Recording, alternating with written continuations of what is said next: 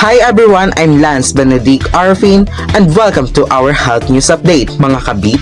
Today we're talking about heart disease, one of the most common health problems around. You might think it's just about what we eat or how active we are, but our genes also play a part. We'll hear from two doctors who explain how DNA and RNA affect our hearts. And we'll ask people in the community about healthy habits that can keep our hearts strong.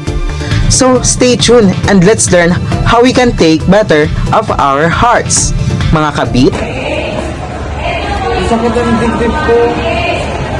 Hala, baka may heart disease ka na.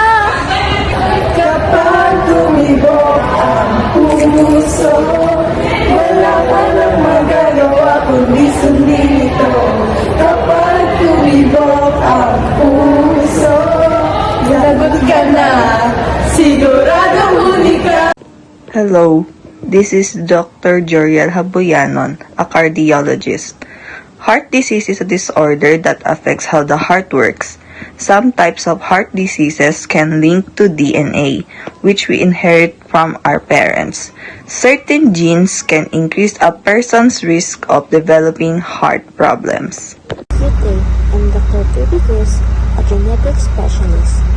DNA contains instructions for how the body works, while RNA carries these instructions to make proteins needed for heart function.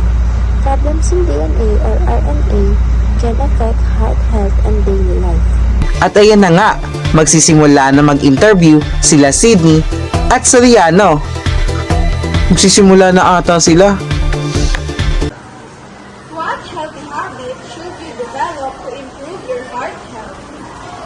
So I think the healthy habit that we need to consider for us to have a better heart activities, first and foremost, we need to have a proper exercise. Conducting proper exercise help us to have a better heart, have a stronger heart, and better life. Okay, thank you so much. We're back! We find another Kavit! So, sir, what's your name? My name's MJ. May ilang kami questions for you about heart disease. What healthy habit should you develop to improve your heart health? Well, first of all, you need to add healthy foods to your diet, and you need to exercise every day so you can burn fats and calories, because fats are one of the major contributors for heart disease. Okay, thank you so much.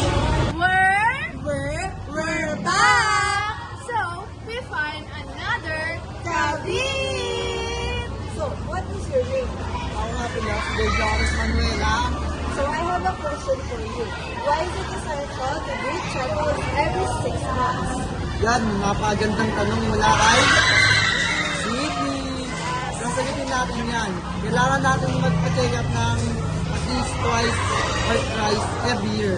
Kasi may mga sakit talaga na walang sintomas pero nakakasira sa ating kalusugan. Kailangan natin yung mamonitor.